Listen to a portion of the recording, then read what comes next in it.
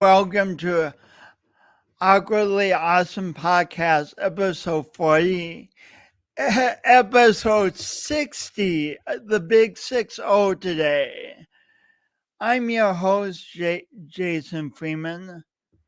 I'm a perseverance coach and a professional speaker who, ironically has a speech impediment. I specialize in speaking to junior high and high school students about kindness, courage, perseverance, and confidence. Today, I'm thrilled to have a guest who I've known since seventh grade, Mike Evitts. Let me tell you just a little about Mike before I bring him on. Mike Evitts graduated from the University of South Dakota with a degree in elementary education and served in the largest elementary school in Illinois for just under 20 years before transitioning to sales. He continues to utilize his educational background as a partner of school districts to provide solutions for the curricular needs. Mike Evitts has been to rock bottom, but he is trending up these days. Happily married with 2 children, he shares his experience, strength, hope, and determination with others and to be with others in an effort to be of service. So please welcome Mike Evitts. Hey, Mike. Hey, Jason. Thanks for the intro. I'm very flattered. Yeah, you're welcome. Thanks for being on. It's good to see you. Back when we first knew each other, let's just say we weren't podcasting. No, had no ambition to do so either. No, it wasn't invented. This is true. I was thinking, do you have one story from eighth grade year from when we knew each other back then to kind of set the stage of how we know each other? Oh boy. Um, not a specific story that jumps out, to be honest with you. But I do have some fond memories of the time we spent together back then. Um, one of the most clear memories, because my memory is really bad, but one of the most clear is really of just the property and your family. Being a fairly large open property out in the outskirts of Sioux Falls, some things were very different than where I was living. So, for example, I remember the little cabin that we had to kind of hike out to get to, and spending some time there and up in the loft and whatnot. But in particular, I remember a Jeep being on the property, and Yeah. I don't think we were of legal age to drive, but I recall you driving, and I recall it being stick shift, and being pretty impressed with that. Because, at 14, you can drive in South Dakota, but I don't think we were there yet. Yeah, I was driving on the land a bit But not before. on the main streets or anything, but No, that would have been bad. and then I remember fireworks in Chile. And Nice, great memories, great. but most of all, your parents. Your family is amazing. There's just a sense of love that you can feel emanating from the rooms of that house. Not just your parents, but also like your grandparents, I think was who I visited in Minnesota. So yeah, it seems to be a theme that runs in your family. Thank you. Speaking of going to Minnesota, I remember one morning we were sleeping over in my basement in preparation to go to Minnesota. My dad woke us up by blasting music. Yep, I imagine so. Yeah.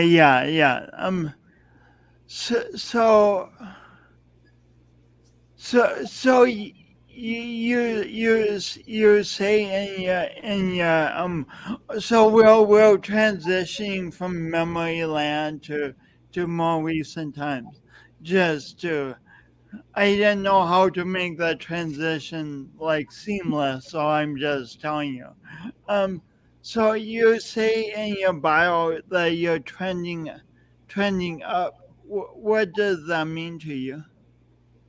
Uh, what it means to me is that I've been given a second lease on life, and today I'm living differently than I did in the past. Um, so it's progress, not perfection. Every day I strive to be a little bit better than I was the day before. I don't set the bar to perfection because I'll never achieve it, and I don't know that anyone ever will. No. But I can at least be a little bit better than I was the day before. You know, I could at least be making progress. And I've taken on a different way of life that's very much where I have a higher power in my life today that really is a guiding force. And I've been given a design for living um, that helps me make it through every day, living life on life's terms. And that's something I didn't have in the past. So there's nowhere to go but up. So now you're living life on life's terms. Trying. But what were you trying to do before? Oh, like most people, I lived in fear. I didn't Mm, want to face the reality of life. mm, Um, I made decisions based on fear and based on lies that I told to myself. And mm. when you're not living in the truth, you're going to make a lot of bad decisions. And I did. And When you're not living in the truth, you're going to to make a lot of bad decisions. it was true for me. And obviously I can't speak for anyone except myself, but that was my experience. Um, so when things came up, um, I lied. I lied a lot to avoid responsibility, to avoid consequence, um, and whatever I could to escape. I didn't want to deal with life. And today, I try to be different. I can't predict the future. I can't tell what life's going to throw at me. But I do have the tools and the support today that I can handle whatever life's going to throw at me. I can deal with life on life's terms. Would you tell a story like to just give us some sense of what life was like for you several years ago? Just whatever you want to tell, just to give us a sense of where you've been and so we can appreciate where you are now. Um, yeah, I mean, so specific stories don't necessarily jump out, although I'm sure there's plenty. Um, but I essentially I found myself isolating more and more and withdrawing from friends, family, society. Um, the only exception would probably be work, where I always tried to do my best when I was Mm, doing that as a elementary teacher and interventionist and whatnot. mm, But outside of that, I withdrew, and things got very uncomfortable in my head. When I'm alone with my own thoughts, like that's a neighborhood that's not safe for anybody, and mm. I'm no exception to that. And things just got extremely uncomfortable. I, I when I say in that little bio that I hit rock bottom, I essentially got to a point where life became so uncomfortable um, that my best dream was just to not wake up the next day. Um, that was the Mm, best possible outcome I could imagine, and probably part of what kept me going was just the idea that what I'd be leaving behind, my wife and my kids. and that they'd have to spend without me. So that thought probably kept me going for a long time. But the thing is that I was able to, with a whole bunch of help and guidance, break that cycle and change that thought pattern. And I couldn't do it on my own. I tried countless times. It just wasn't going to work. You say sometimes that no human power could have saved me, could have relieved that. So it took a power greater than myself. And I grew up Catholic. I was raised Catholic, and I was always in churches. I knew all the prayers. I'd go to friends' houses, and we'd have to say the rosary, before going to bed. But I never knew how to pray. And it's not that I didn't believe in a God, but I just believed he didn't want anything to do with me. And to be honest, I was kind of avoiding him for fear of the consequences of, the way I was living. But I've now learned there's a difference between religion and spirituality. And today I live in spirituality. I have a personal relationship with my higher power. And I oftentimes refer to that as God because it's just easier to communicate with people. But it's not the God of the Bible. It's not the God of the Torah or any of those books. I have no understanding of this God, or very limited understanding of my higher power. I just know that without that intervention, I'd probably still be living that way if I was lucky enough to still be living. And today I don't have to do that anymore. I don't have to carry those thoughts. I don't have to live that way. It's a true blessing. What would you say to someone who's still in the place of who not still backtrack edit who what would you say to someone who finds themselves feeling tremendously isolated right now? There is a solution. It sounds so simple. There is a solution, and it can work for you. And I'm all the evidence you would need. My being here talking to you right now is nothing short of a miracle. Not the fact that I'm on a podcast, but the fact that I'm here to do it, that I'm present. And there's nothing special about me. I'm no better or worse than anybody else. So if me, why not you? There is a solution, and it could work for you too. Would be my main message. There's a solution, and it can work for you too. Yeah, you just got to find someone that's been through it and can show you how they did it. I mean, if you want what they have, and you're willing to go to any lengths to get it, it's attainable. It's attainable. Yep. And that's a huge message of hope, and something that we really need to hear when we feel so isolated. That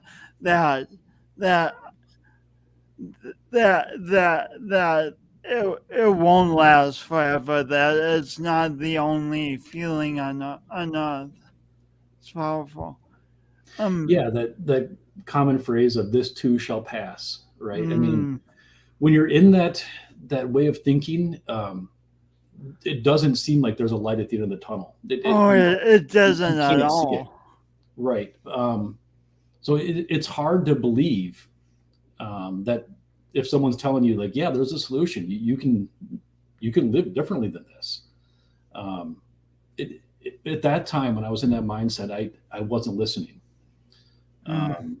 It took me getting to that jumping off point to where I was uncomfortable enough to start listening to somebody. But I think a big part of it is connecting with that person and sharing a little bit about your experience of what it was like, what happened, and what it's like now. so that they can relate and they can see that you know what you're talking about. Someone made a comment about the challenges prepare you for a much bigger future, and they're right. But in addition to that, it's not a feeling of this is happening to me, like poor me, but rather that I'm being made to experience this, so that down the line, my experience can benefit others.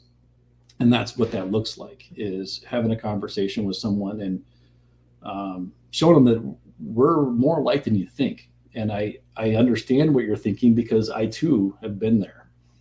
And once they can relate and see that you do know what you're talking about, you do know what they're experiencing, maybe not, for detail, you look for the similarities and not the differences.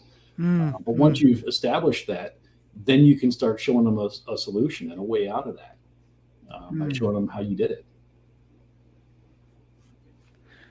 Which is not a fun process, by the way, but does it happen like overnight? Right? Wouldn't that be cool? No, there was, in my experience, there's no burning bush. There was no clouds parting and a beam of light that came upon me. Nothing like that. No, it's a very slow process, but there's progress. And when you see some of that progress, when life starts getting better, it reinforces what you're doing and motivates you to continue doing it. Even if it's like just life doesn't suck as much today as it did yesterday. It doesn't have to be like suddenly you inherit $50,000. Things can get a little bit better. And when things are that bad, a little bit is a big difference. When things are that bad, a little bit is a big difference. Yeah, it is. That's powerful, Mike. You were talking to me just before we came on about the power of doing the opposite of your nature. Why is that? Why has that been an important concept on your healing journey? There's a friend of mine who says that a lot. Opposite your nature and first thought wrong, and they're intertwined for me. They're kind of like similar ways of saying the same thing. But do the opposite of your nature just means left to my own devices, I'm going to make horrible decisions. I've got a track record of doing that. And that's because I was making a lot of decisions based on instinct. We all have these natural instincts for I guess our own preservation. We have a desire for sex. We have a desire for food, water, air. We want to be felt like we're safe. All those instincts we have. We have these instincts and our ancestors had them. This has been going on for a long time. Yeah, but with people like me, they go awry, right? Those instincts go into overdrive. And then when I'm more reacting out of instinct as opposed to stopping and thinking about what I'm doing and what I'm saying, if I don't pause, then I tend to go back to my old way of thinking, and the wrong thing comes out and the wrong action is displayed. So the opposite of my nature is really just trying to get me to think a little bit differently. If my nature is to isolate, well, then I need to surround myself with people. I need to build up an army behind me and a fellowship of people that I can lean on when things go bad. If the opposite of my nature is to lie, I need to live in the truth today. I make sure that what I'm saying needs something that needs to be said. I don't need to say every true thought that I have, but live in the truth. So it's doing the opposite of your nature that way, trying to do the opposite of what your instincts are telling you, but what you know to be the next right thing to do. And the first thought wrong is kind of on those lines that my first thought is usually out of instinct. And it's almost always wrong, almost. So I have to sometimes go to that second, third, fourth. Me personally, I might get into the double digits of those thoughts until one seems like that might be the one. And a lot of times for me that means prayer and meditation and calling people or talking to people that I can get an outside objective point of view, so they can say, yeah, Mike, you're wrong. They're right, and you owe them an amends, and then you need to live differently moving forward. Just you can't make that mistake again.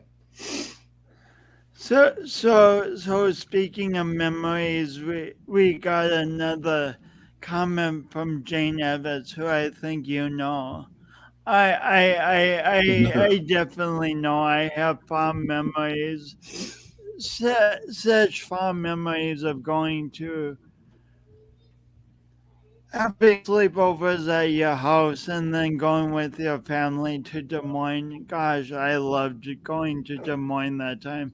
It was the first time I ever was at Chuck E. Cheese, and that meant a lot to me.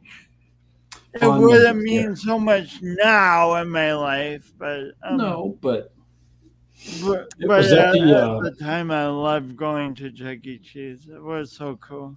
was that back at the big yellow house in Sioux Falls? Yeah, the big yellow house in Sioux Falls, but then we went to Des Moines too that time. Yeah, I have not been back that way in a long time, and last time I saw that's a pretty bad neighborhood I grew up in. Looks like it's kind of turned a little bit. Yeah, it might be a little rough. I don't know if I would call it pretty bad, but it's still a good place. That's good. So once you observe first how wrong and realize that your initial thinking might not be useful, what is the importance of doing the next best thing, like your mom said? It's how I try to live today. Um, so I usually do the next right thing, the next best thing. It's kind of the same idea, and essentially, the next right thing for me is trying to do what I think is the will of my higher power.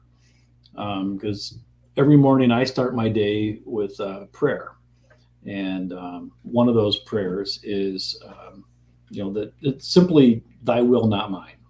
Right? Thy Hmm. will be done, not mine. And the prayers are seeking guidance to whatever that will may be. Because I'm not the sharpest tool, so I may need a trail of breadcrumbs to find it and to figure it out. And Hmm. then I also sometimes will need, there's that serenity prayer. Where I need Oh. the serenity to accept the things that I cannot change. So if it's God's will and I don't like it, I have to accept that. There's things that I don't have the power to change, but then the Hmm. courage to change those things that I can. Because sometimes, I know the next right thing. I don't want to do it. It's difficult. It's something um, that I would rather avoid. So I need the courage to do those things. But the biggest part being the wisdom to know the difference. So Hmm. I know which it is. Am I supposed to act on this one, or am I supposed to let this one go and just accept it? Um, so doing the next right thing is doing what I believe to be following that will. It's kind of like I believe that there's a plan, and all I really have to do is play my role, like do my part. So I just have to know what that role is today. And each day I wake up asking for the guidance of, all right, so what's on the agenda? What am I doing? And, sometimes the day goes wrong as life does. And I'll have to restart my day. My relationship with my higher power is very informal. In fact, he swears a lot. He's got a very vulgar language. I love that. I love that so much. Yeah, where it's very casual. But there'll be times where something will go wrong, like, what the, what is this? And like, okay, so if this is what I got to deal with today, I just need the strength and the courage and the tools to handle it. So doing the next right thing is doing what I believe to be that, to be the will of my higher power. Jenny Gold says, "Happy Thanksgiving." Happy Thanksgiving to you, Jenny, and happy Thanksgiving to everyone listening. Tomorrow is going to be a great day. Should So, be a lot to be grateful, a lot to be thankful for. so I'm prompted to ask this next question, and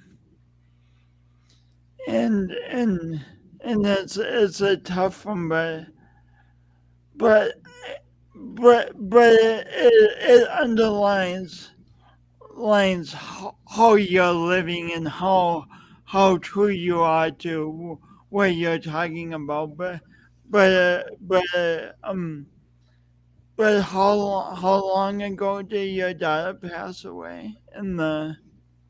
In July?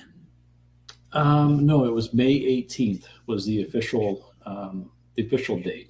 May 18th. She was actually brain dead a few days before that, but I learned I learned a lot. But I learned how that whole pronunciation of brain dead works, and um, especially in adolescents or children, they have to go through some additional tests to like confirm it and then reconfirm it. So, but officially the 18th of May. So it's been about 6 months now. So so at the 6 month point, I mean there's so many directions you could have gone as a parent from that point of losing of your daughter passing away, and you're choosing to to do what you're talking about,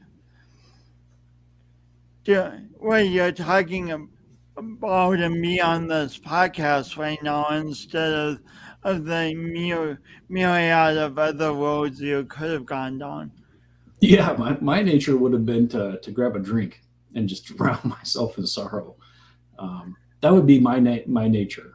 Um, but I don't have to do that today. Um, I was very fortunate to be wrapped up in fellowship of people, and had a tremendous amount of support. And I'm very grateful for that. Not everybody has that, but I do have that in my life today. And as I was saying earlier about these things don't happen to me, but I'm being made to experience them. And I think that's a part of it. Is that my experience with that now puts me in a better place to be of service to others that are going through similar situations. And you can go on. Life can continue for you, and you don't have to be miserable doing it. I'm not saying it's easy. There are bad days, usually more like bad moments. Something will come up that'll spark a memory, and that can be really, really difficult. But for the most part, um, I'm able to continue to show up, to suit up and show up, and be a good father and husband and employee, and all the things, all the titles that I've been given today that I'm proud to wear. Um, so yeah, I mean, yeah, it's tough, but we can continue to live life on life's terms. What would you say to someone who's watching and who is in grief at the present moment, who's lost someone significant in their lives, like a daughter, like a child, or a significant other? One foot in front of the other would be huge. You just have to continue showing up. And for a long time, that might be all you can do.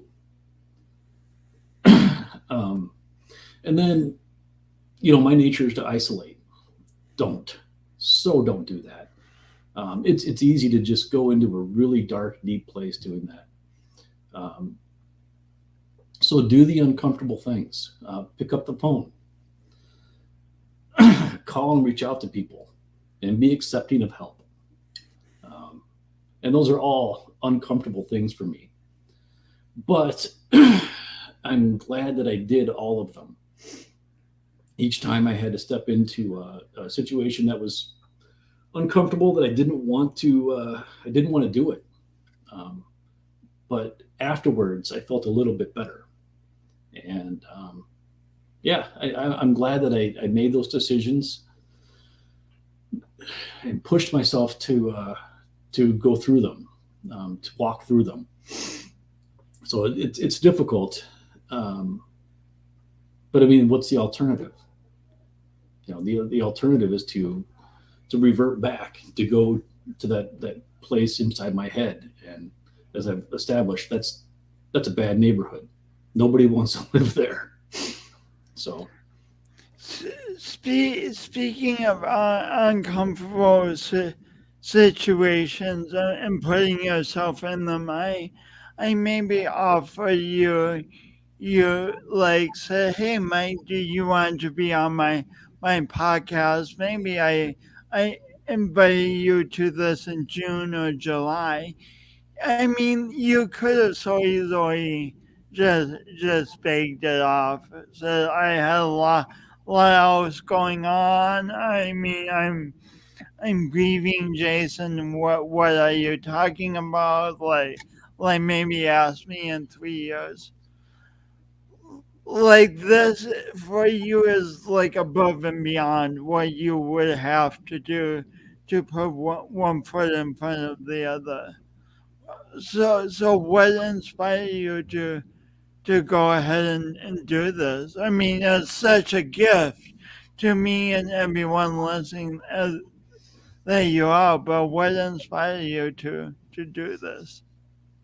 um, I was it was suggested to me uh, to say yes, not specifically to this. The majority of the people in my life had no idea this was going to take place today, because I put it on my calendar and I just kind of forgot about it until I got an email from you or message the other day. But just in general, just say yes. Whenever there's an opportunity to do something outside of yourself, to do something that would be for the benefit of others, and to be of service. Whenever you're able to do that, say yes. And I took that seriously. I've done it in my personal life, I've done it in my career. Um, and it's amazing the results.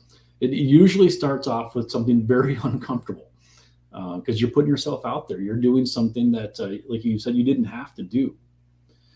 But the results of that have been building relationships with people that I didn't have before, and a sense of belonging. Mm. I'm, I'm part of the group, I guess. Um, and then new experiences, learning new things, and continuing to progress. So the benefits outweigh it. Um, so I just have a habit now of saying yes, and sometimes to things that I look back later and wish I hadn't. But for the most part, it's the opposite. Most of the time, a very positive outcome comes from it. I expect this to be Um, one of those times. so, good. And speaking of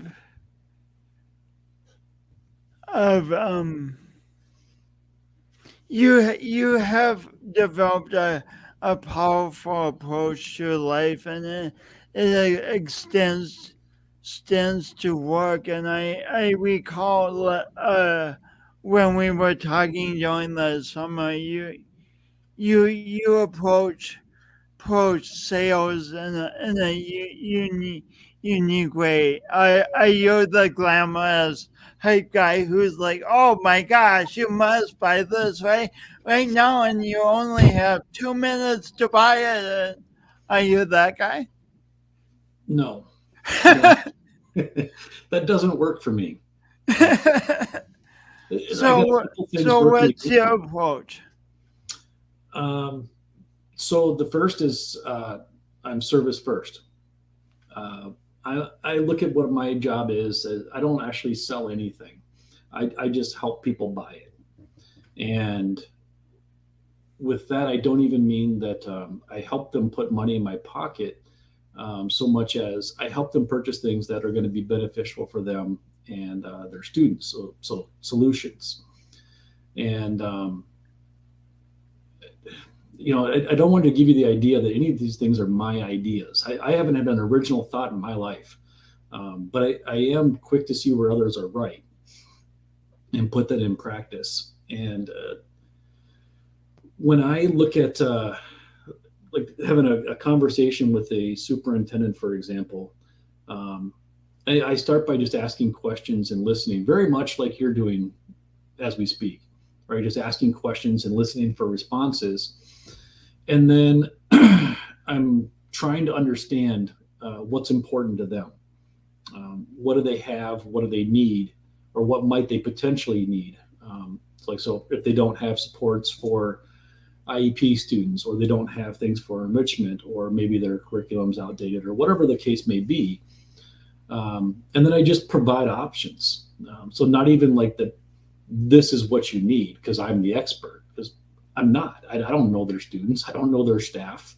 But I can propose some solutions.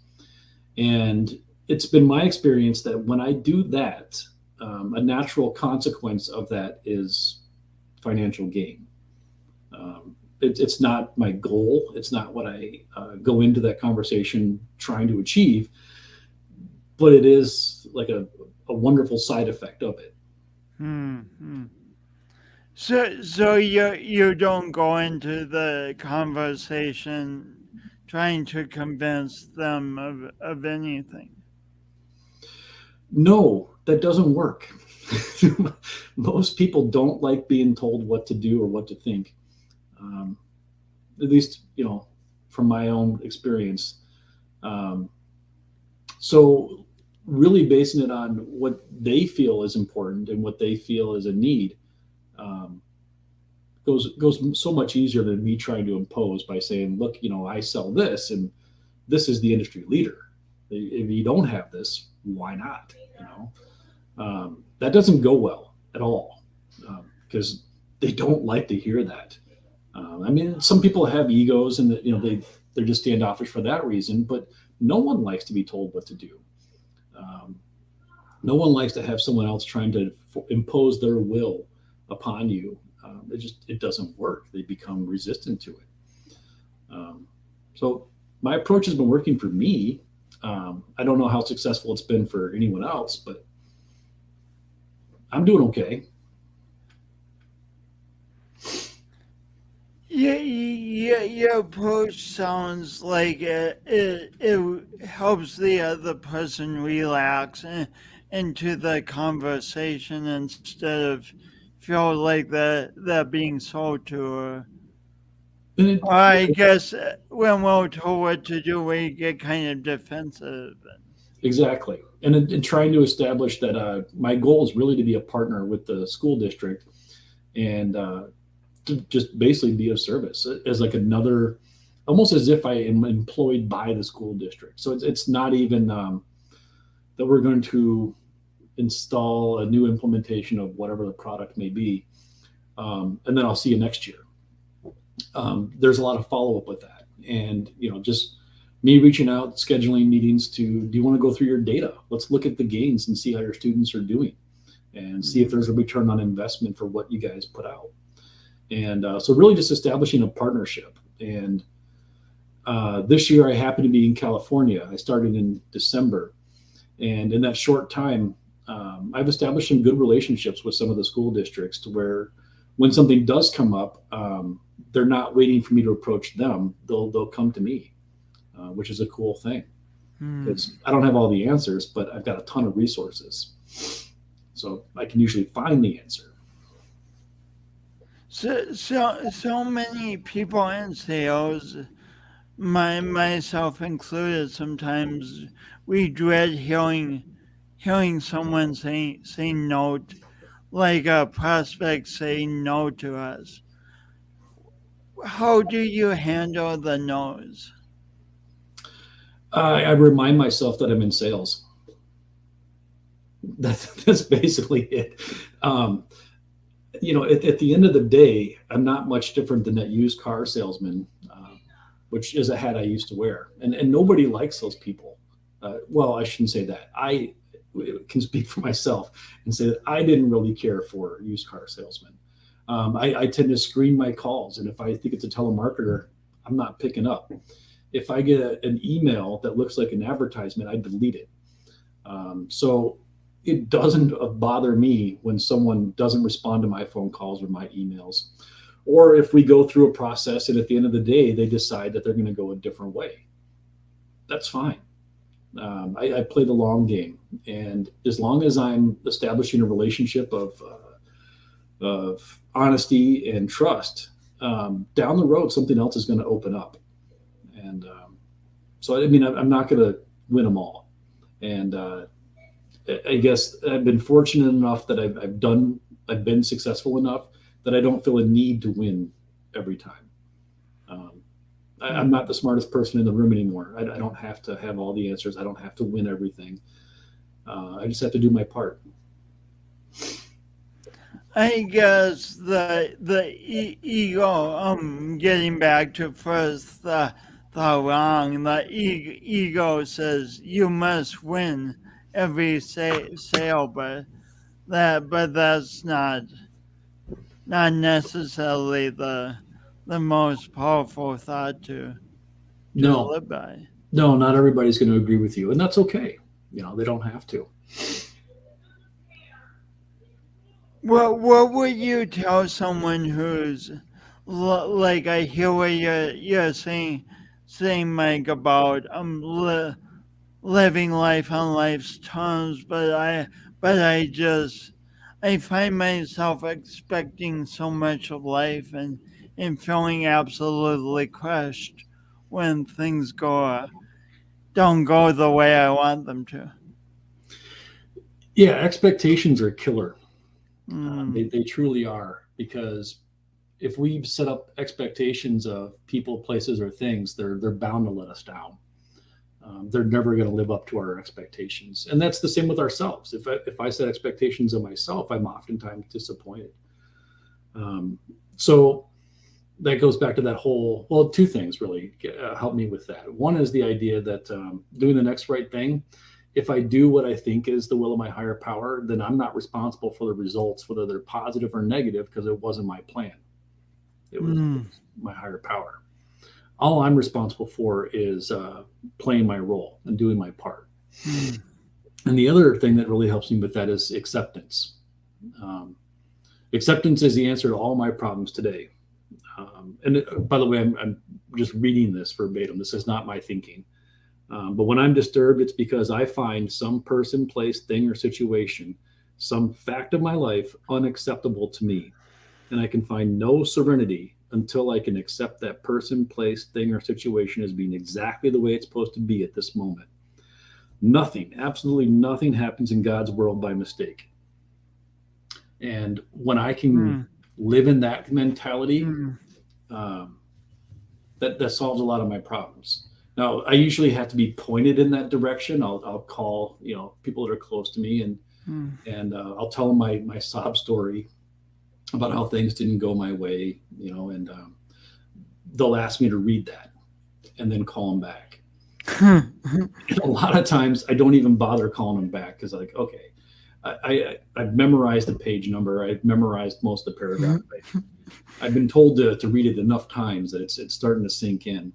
Do you ever just not want them to tell you that? Oh, all the time. Yeah, I learned to stop whining because I already know the answer. Like, go read this Don't tell page. me to each page so and so. Yep. And because they're right, the answer is right there. Whenever something's bothering me, it's because I'm having difficulty accepting it for the way it's supposed to be. Um, and it kind of again goes back to the whole plan thing. That there's this plan, and I may not like every part of it. I used to have this idea that I just wished I was privy to the plan.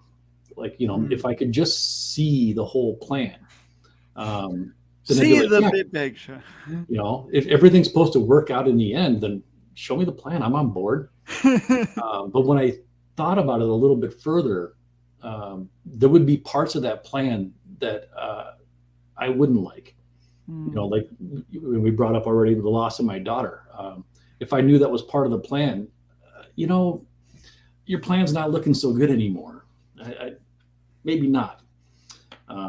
So unfortunately, I don't have access to see the plan. I'm not privy to that, but I do have the faith that it exists, and there's going to be these obstacles that come across, and I have to accept them. I don't have to like them. I have to accept them, and there's a big difference in that. A friend of mine explained it the way that he got a divorce. It wasn't a friendly one, and he was given the suggestion that you don't have to love her, or sorry, I said that wrong. You don't have to like her, but you have to love her. And I think that speaks so much in this idea of acceptance that you don't have to be excited about this idea, but you do have to accept it. And you don't have to enjoy spending time with her, but you do have to love her. You do still have to treat her like a human being with empathy and compassion. And, she still is the mother of your children. She's still, all these different things. It's about finding that acceptance. And when you can do that, you can let go of things. You can drop the rock, so to speak. You don't have to carry it anymore. And that's like a burden. Going back to the Catholic days, it's like a cross that you don't have to bear anymore. And that's a huge thing. It sounds much more. I mean, if we just think about the rock metaphor, it's so much easier to move efficiently through life if we're not carrying a whole bunch of heavy rocks with us. We all carry a lot of things. For me, I carried a lot of fear. I carried a lot of resentments. And I had to, go through and clear out the wreckage of my past. And, hopefully today I keep my side of the street clean and, by living differently. But letting go of a lot of those things was very freeing, to say the least. I didn't realize how many resentments I was carrying and the damage that it was doing to me internally. Resentments are like wishing ill on someone.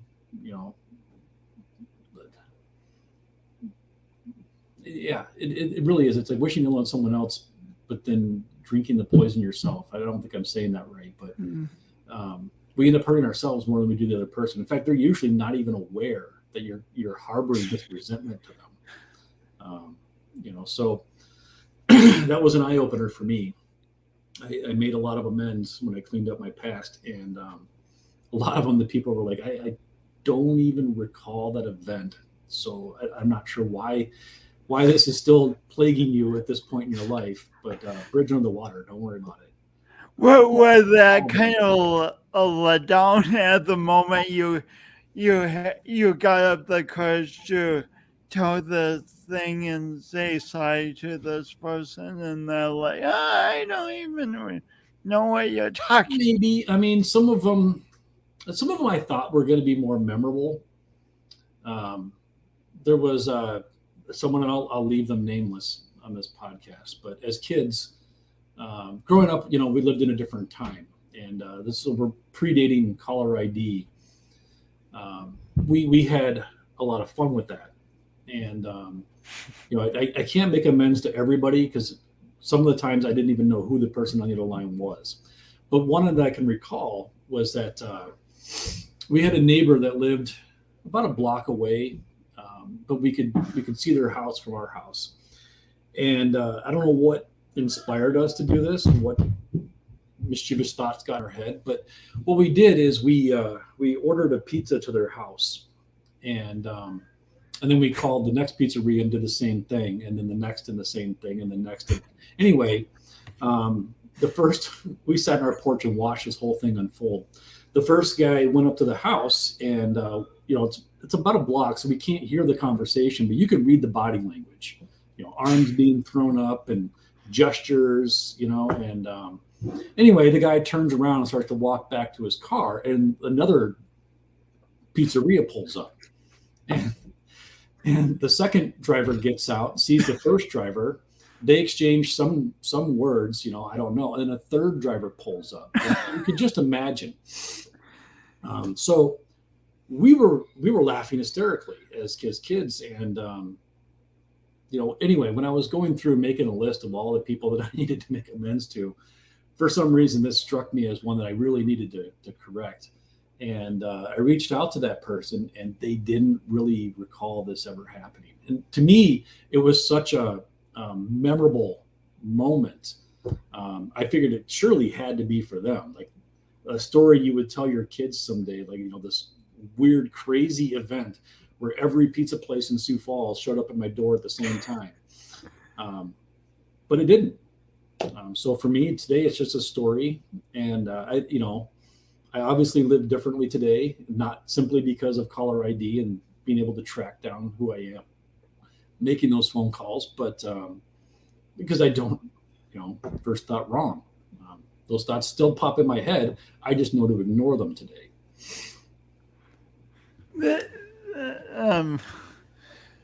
Pretty amazing story, and it'd be a good story for Saturday Night Live to actually make us skit about it. Yeah, I can assure you that family did not find it funny that day. Because they weren't strangers, so I knew the family. It was not funny to them, but yeah, it's comical looking from the outside in. And growing up in Sioux Falls, I have no shortage of stories like that. It was amazing to me when I got into the School of Education. We had to talk a lot about how we grew up and what our school experience was like. And when I shared with my cohort, I would talk, and then when I closed my mouth, I'd look around and everybody's staring at me, and no one had experiences like me. They could not relate to the things I was saying, and I realized for the first time that my experience was not normal. My childhood experiences at the parochial school that I went to were not typical experiences. So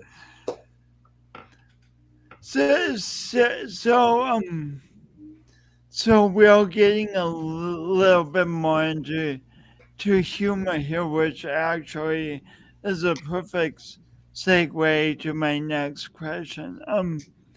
So often, at least when I think of spirituality and healing and going through tough times, it seems like it's such a serious topic, and you have to be just nose to your grind, nose to the grindstone kind of. But how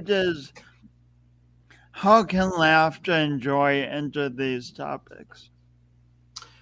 So to me, it's, and I may be misunderstanding, but in my experience, it was defining the difference between religion and spirituality, because there was no humor in Catholicism, like none.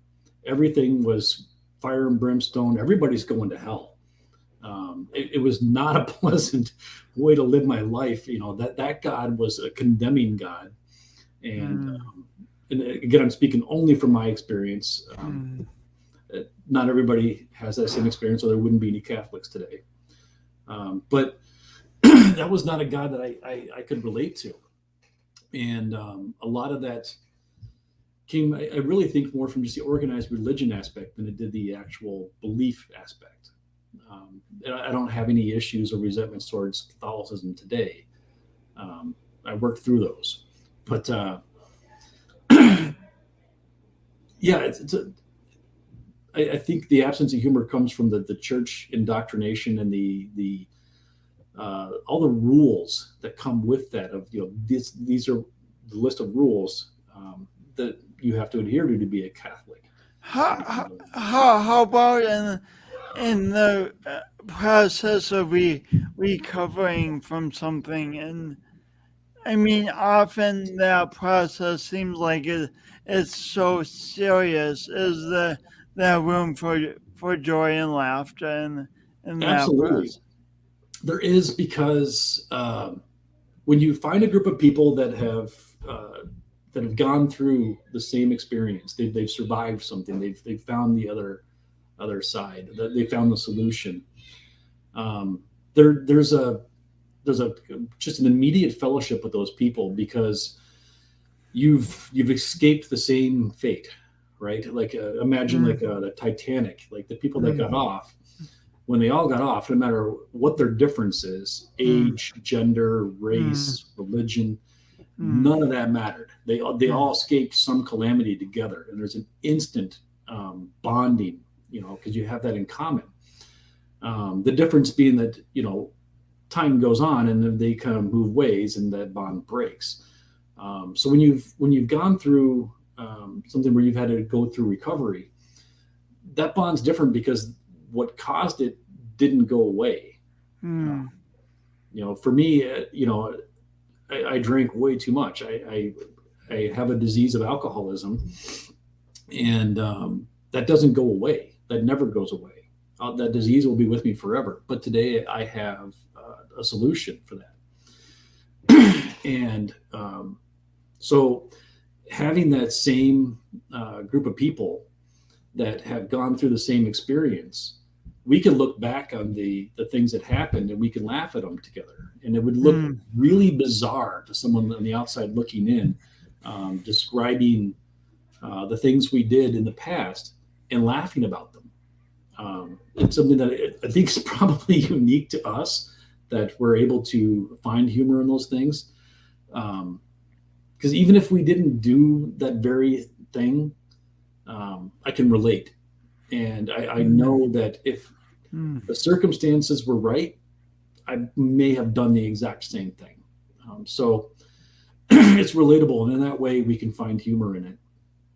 So yeah, it's probably pretty off-putting from the outside looking in, that we'd be laughing about these things that seem kind of despicable, but there's definitely humor in it. Mm. That's so refreshing to hear that. We're not a grim lot. Mm. We're not a glum lot, I guess is a better way to put it. So last question, and I try to ask everyone this is I talk about the power of doing our imperfect best. What does doing your imperfect best mean to you? It's going back to some of the things we've already said. Saying yes, just do it. Walk Mm, through the uncomfortableness and get comfortable with being uncomfortable. mm, And it's really all about progress and not perfection. As mm, long as we're making progress, mm, if we look in nature, things that are not growing are dying. mm, So I want to be on the right side of that. I want to be on the growing side, and always looking to see that I'm a little bit better than I was the day before. I don't have to be like heads and tails better. I don't have to achieve great milestones. mm. I just need to try to be. Sorry, I don't know if this is a family broadcast, so sometimes I'm pausing to think of appropriate ways to say the things in my head here. But um, trying not to suck. We'll put it that way. Um, just trying to be a better person Mm, and live differently than I have in the past. So I got to be continually growing, continually progressing. mm. Um, if I'm not, I'm going backwards, and that's not a place I want to be today. Thank you so much, Mike, for being on the journey you are on, for noticing some years ago that you weren't where you wanted to be, that you were isolated, and really doing the work of moving to a way, a totally different place. Yeah, And I'm grateful for the opportunity. I'm glad you asked. So happy to be here and happy you are too. yeah, yeah. Thanks so much, my friend. Yeah, I greatly appreciate it. Glad I could do it. Um, wow. I could talk to Mike for hours. Last week I had a more seamless way of putting my outro on, but I forgot it. So here comes the outro. Thank you for tuning in, and please tune in next week.